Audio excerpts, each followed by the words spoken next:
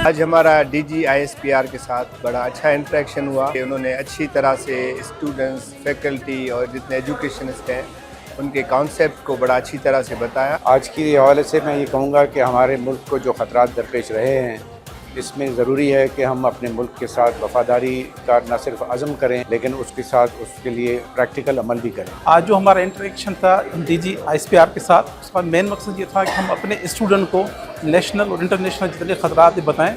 आज एनईडी के अंदर डीजी आईएसपीआर साहब और पूरी जो आए थे और स्टूडेंट्स के साथ इनका जो खिताब था, डीजी आईएसपीआर ने बिल्कुल सही कहा कि अपनी अपनी यूनिवर्सिटीज़ में अपने स्टूडेंट्स को हक़ाइक़ से आगाह करना चाहिए। दिस मीन्स के we all are one and we always be one. मैं मुबारकबाद देता हूँ कि आज जो प्रोग्राम हुआ है बहुत अच्छा प्रोग्राम हुआ है और हर पाकिस्तानी या हर स्टूडेंट जो है उसको हमें एक सोल्जर की तरह ट्रेन करना है और मैं इसको अप्रिशिएट करता हूँ और मैं चाहता हूँ कि ये प्रोग्राम होने चाहिए। Pakistan is one of the luckiest country where we do have a young population. So I think the exercises and the activities like this will definitely encourage our students to be more patriotic and to be working for the strengthening of the country. आज first interaction था DG ISPR से, जो हमारा मई के बाद ईमान ताज़ा हुआ था, आज एक बार फिर ताज़ा हुआ। तो I think more such exercises should happen.